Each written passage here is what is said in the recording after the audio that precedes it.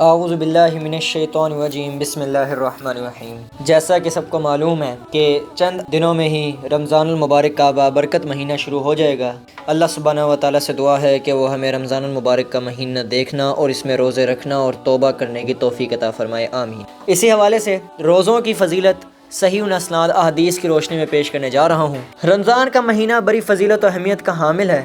اس کی فضیلت کئی احادیث سے ثابت ہے اور اس میں صحیح احادیث کی بہت تعداد ہے، اس لیے ہمیں ضعیف احادیث پر جانے کی ضرورت نہیں ہے جو کہ لوگ اکثر سٹیٹس وغیرہ لگا رہے ہوتے ہیں۔ رمضان کے روزے رکھنا اسلام کے 5 بنیادی ارکان میں سے ایک ہے۔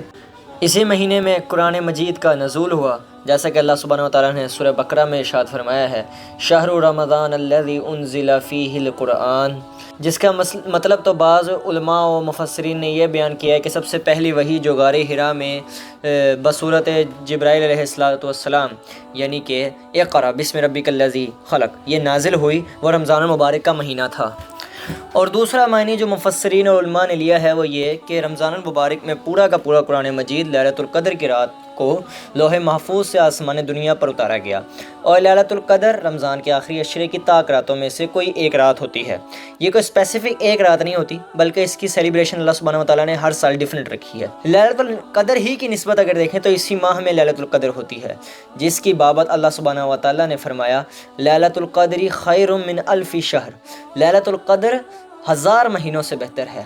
چونکہ امت مسلمہ کی عمریں چھوٹی ہیں، اسی وجہ سے ہمیں اللہ سبحانہ و تعالیٰ نے شب القدر جیسی بابرکت رات سے نوازا ہے۔ امام مالک رحمۃ اللہ علیہ فرماتے ہیں، انہوں نے بعض علماء سے بات سنی کہ رسول اللہ صلی اللہ علیہ وآلہ وسلم کو آپ سے پہلے لوگوں کی عمریں دکھائی گئیں تو آپ کو ایسا محسوس ہوا کہ آپ کی امت کی عمریں ان سے کم ہیں، اور اسی وجہ سے وہ ان لوگوں کے عمل میں پیچھے رہ جائیں گے جن کو عمریں لمبی دی گئیں۔ تو اللہ سبحانہ و تعالیٰ نے اس کا ازالہ اس طرح فرما دیا کہ امت محمدیہ کے لیے لیلۃ القدر عطا فرما دی جو 1000 مہینوں سے بہتر ہے۔ اگلی بات یہ ہے کہ اس مہینے کے روزے اللہ سبحانہ و تعالیٰ نے فرض کیے ہیں، اور روزہ رکھنا بھی نماز، زکوٰۃ اور حج وغیرہ کی طرح ایک نہایت اہم عبادت ہے، اور روزے کی فضیلت متعدد احادیث سے ثابت ہے۔ مثلاً ایک حدیث آپ سماعت فرمائیں، جب رمضان آتا ہے تو آسمان اور ایک روایت میں ہے جنت کے دروازے کھول دیے جاتے ہیں اور جہنم کے دروازے بند کر دیے جاتے ہیں اور شیطانوں کو جکر دیا جاتا ہے۔ ایک اور جگہ ارشاد ہے، روزہ ایک ڈھال ہے جس کے ذریعے بندہ جہنم کی آگ سے بچتا ہے۔ ایک دوسری جگہ روایت میں الفاظ کچھ اس طرح استعمال ہوئے ہیں، روزہ اللہ تعالیٰ کے عذاب سے بچاؤ کی ڈھال ہے۔ ایک حدیث میں نبی کریم صلی اللہ علیہ وآلہ وسلم نے فرمایا، جس نے اللہ تعالیٰ کے راستے میں ایک دن روزہ رکھا تو اللہ تعالیٰ اس کے چہرے کو جہنم سے 70 سال کی مسافت کے قریب دور کر دیتا ہے۔ نبی کریم صلی اللہ علیہ وآلہ وسلم نے ایک اور حدیث میں ارشاد فرمایا، جنت کے 8 دروازوں میں سے ایک روزے دار کا ہے، اس کا نام ریان ہے، جس سے قیامت کے دن صرف روزے دار داخل ہوں گے، ان کے علاوہ اس دروازے سے کوئی بھی داخل نہیں ہو سکے گا۔ روزے دار کہاں ہیں کہا جائے گا تو وہ کھڑے ہو جائیں گے اور جنت میں داخل ہوں گے، ان کے علاوہ کوئی بھی اس دروازے سے داخل نہیں ہو پائے گا۔ جب وہ داخل ہو جائیں گے تو وہ دروازہ بند کر دیا جائے گا اور کوئی اس سے داخل نہ ہو سکے گا۔ نبی کریم صلی اللہ علیہ وآلہ وسلم نے ارشاد فرمایا، روزہ اور قرآن قیامت کے دن بندے کی شفاعت کریں گے۔ روزے کہے گا، اے میرے رب، میں نے اس بندے کو دن کے وقت کھانے اور جنسی خواہش پورے کرنے سے روک دیا تھا، بس تو اس کے بارے میں میری سفارش قبول فرما۔ قرآن کہے گا، میں نے اس کو رات کے وقت سونے سے روک دیا، بس تو اس کے بارے میں میری سفارش قبول فرما۔ چنانچہ ان دونوں کی سفارش قبول کی جائے گی۔ رسول اللہ صلی اللہ علیہ وآلہ وسلم نے فرمایا، آدمی کی آزمائش ہوتی ہے اس کے بال بچوں کے بارے میں، اس کے مال کے بارے میں، اس کے پڑوسی کے سلسلے میں۔ ان آزمائشوں کا کفارہ نماز، روزہ اور صدقہ ہے۔ آزمائش کا مطلب یہ ہے کہ اللہ سبحانہ و تعالیٰ مذکورہ چیزوں کے ذریعے انسان کو آزماتا ہے اور ان سے امتحان لیتا ہے۔ اولاد کی آزمائش یہ ہے کہ انسان ان کی محبت کی وجہ سے غلط رویہ، بخیل، خیر سے اجتناب کرنا، ان چیزوں کو اختیار کر لیتا ہے۔ ان کی تعلیم و تربیت میں کوتاہی تو نہیں کرتا۔ مال کی آزمائش یہ ہے کہ انسان اس کے کمانے میں ناجائز طریقوں کو اختیار کرے۔ ظاہر ہے انسان زیادہ تر مال جو کما رہا ہوتا ہے وہ اپنی اولاد کے لیے ہی کما رہا ہوتا ہے، لیکن کبھی کبھی ایسا ہوتا ہے کہ انسان اس کے لیے جائز اور ناجائز کا فرق کرنا ہی بھول جاتا ہے۔ اسی طرح اسے خرچ کرنے میں بھی پھر بخیلی کا شکار ہو جاتا ہے۔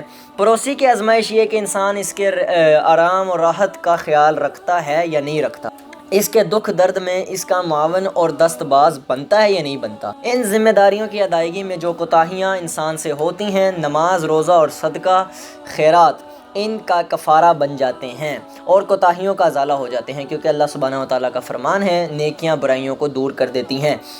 اس حدیث اور آیت سے معلوم ہوا کہ ایک مسلمان کو نماز، روزہ اور صدقہ و خیرات اور دیگر نیکیوں کا اہتمام کرتے رہنا چاہیے تاکہ یہ نیکیاں اس کی کوتاہیوں اور گناہوں کا کفارہ بنتی رہیں۔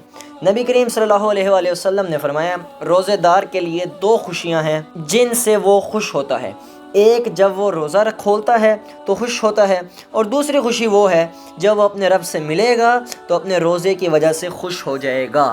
ایک اور جگہ رسول اللہ صلی اللہ علیہ وآلہ وسلم نے ارشاد فرمایا، قسم ہے اس ذات کی جس کے قبضہ میں محمد صلی اللہ علیہ وآلہ وسلم کی جان ہے، روزے دار کے منہ کی بدلی ہوئی بو اللہ کے ہاں کستوری کی خوشبو سے زیادہ پاکیزہ ہے۔ اس حدیث میں جس بو کا ذکر کیا گیا ہے وہ معدے کے کھالے ہونے پر روزے دار کے منہ سے نکلتی ہے۔ یہ بو عام حالات میں مختلف اور بدلی ہوئی ہوتی ہے۔ نبی کریم صلی اللہ علیہ وآلہ وسلم نے حدیث قدسی بیان فرمائی جس میں اللہ تعالیٰ نے فرمایا، روزہ میرے لیے ہے اور میں ہی اس کا اجر دوں گا، یعنی دیگر نیکیاں یہ بھی اللہ ہی کے لیے ہیں۔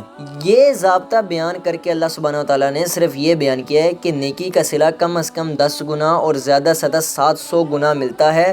یہ اجر اللہ سبحانہ و تعالیٰ ہی ادا کرے گا، کیونکہ روزہ واحد عبادت ہے جس میں ریاکاری نہیں ہو سکتی۔ اور آخر ریاکاری ہو بھی کیسے؟ اگر کسی نے روزہ دکھاوے کے لیے رکھا ہے تو لازم ہے کہ وہ جب بھوک اس کو اوپر غالب آئے گی، وضو کا موقع ملتا ہے، اور بہت سے موقع ملتے ہیں جب انسان پانی منہ میں ڈال سکتا ہے، حلق سے نیچے ڈال سکتا ہے، لیکن روزہ ایسی بات ہے جو کہ اگر مکمل کرتا ہے تو ظاہر سی بات ہے اس میں کوئی بھی ریاکاری ہو نہیں سکتی۔ اسی لیے اللہ سبحانہ و تعالیٰ نے خاص طور پر اس کے لیے فرمایا کہ روزہ میرے لیے ہے اور میں ہی اس کا اجر دوں گا۔ مذکورہ فضیلتیں ہر قسم کے روزے دار کے لیے ہیں۔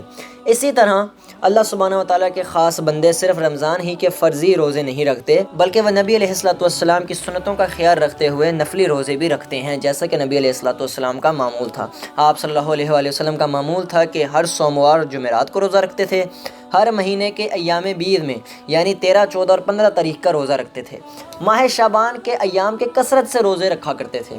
علاوہ اس کے جب آپ صلی اللہ علیہ وسلم گھر کچھ کھانے کو نہ ہوتا تو اس دن بھی آپ روزہ رکھ لیتے۔ عاشورہ 10 محرم کا روزہ آپ صلی اللہ علیہ وسلم رکھتے تھے، بلکہ زندگی کے آخری سال آپ صلی اللہ علیہ وآلہ وسلم نے فرمایا، میں آئندہ سال زندہ رہا تو 9 محرم کا روزہ بھی رکھوں گا تاکہ محض 10 محرم کا روزہ رکھنے سے یہودیوں سے متشابہ نہ ہو جائے۔ اسی طرح نبی کریم صلی اللہ علیہ وآلہ وسلم رمضان کے علاوہ وقتاً فوقتاً نفلی روزے رکھا کرتے تھے، حتیٰ کہ بعض دفعہ صوم وصال بھی رکھ لیا کرتے، یعنی بغیر کچھ کھائے پیے مسلسل روزے رکھتے، جس سے آپ نے اپنی امت کو منع فرمایا۔